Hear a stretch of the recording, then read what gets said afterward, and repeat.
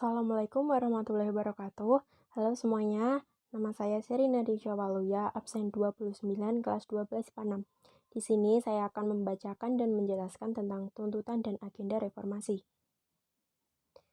Yang pertama-tama kita harus tahu dulu dong apa itu reformasi. Reformasi adalah gerakan untuk mengubah bentuk atau perilaku suatu tatanan karena tatanan tersebut tidak lagi disukai atau tidak sesuai dengan kebutuhan zaman, baik karena tidak efisien maupun tidak bersih dan tidak demokratis. Agenda utama gerakan reformasi ini adalah turunnya Soeharto dari jabatan presiden. Gerakan ini dilatar belakangi terjadinya krisis multidimensi yang dihadapi bangsa Indonesia. Gerakan ini pada awalnya hanya berupa demonstrasi di kampus-kampus besar, namun mahasiswa akhirnya harus turun ke jalan karena aspirasi mereka tidak mendapatkan respon dari pemerintah. Gerakan reformasi tahun 1098 mempunyai 6 agenda. Yang pertama adalah suksesi kepentingan nasional, yang kedua adalah amandemen UUD 1945, yang ketiga adalah pemberantasan KKN, yang keempat adalah penghapusan fungsi ABRI, yang kelima adalah penegakan supremasi hukum, yang keenam adalah pelaksanaan otonomi daerah. Dalam rangka memperingati Hari Kebangkitan Nasional yang akan diselenggarakan pada tanggal 20 Mei 98, direncanakan oleh Gerakan Mahasiswa sebagai Hari Reformasi Nasional.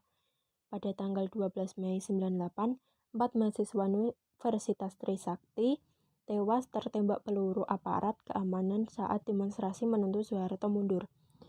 4 mahasiswa tersebut adalah Elang Mulya, Heri Hertanto, Hendriawan Lesmana, dan Hafizin Royan.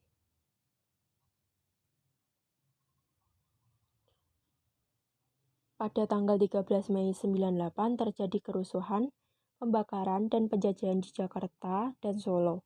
Kondisi tersebut memaksa Soeharto untuk mempercepat kepulangannya dari Mesir. Sementara itu, mulai tanggal 14 Mei, demonstrasi mahasiswa semakin meluas. Bahkan, para demonstran mulai menduduki gedung pemerintahan di pusat dan daerah. Mahasiswa Jakarta menjadikan gedung MPR, DPR sebagai pusat gerakan yang relatif aman. Ratusan ribu mahasiswa menduduki gedung rakyat. Bahkan mereka menduduki atap dan gedung tersebut. Pada tanggal 18 Mei 1998, Ketua MPR DPR Harmoko meminta Soeharto turun dari jabatannya. Untuk mengatasi keadaan, Presiden Soeharto menjanjikan akan mempercepat pemilu.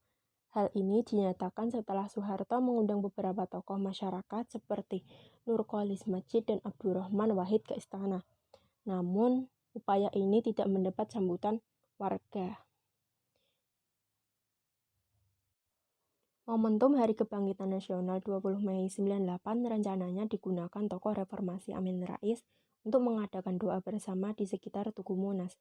Akan tetapi, beliau membatalkan rencana apel dan doa karena 80.000 tentara bersiaga di kawasan tersebut. Ketua DPR MPR Harmoko kembali meminta Soeharto mengundurkan diri pada hari Jumat tanggal 20 Mei 98, atau DPR MPR akan terpaksa memilih presiden baru. Bersamaan dengan itu, 11 Menteri Kabinet Pembangunan 7 mengundurkan diri. Akhirnya, pada pukul 9 WIB, Presiden Soeharto membacakan pernyataan pengunduran dirinya. Soeharto mengundurkan diri dari jabatan presiden yang telah dipegang selama 32 tahun. Pengganti Soeharto adalah B.J. Habibie. Sejak saat itu berakhirlah era Orde Baru selama 32 tahun dan Indonesia memasuki sebuah era baru yang kemudian dikenal sebagai masa reformasi. Akhir kata, wassalamualaikum warahmatullahi wabarakatuh.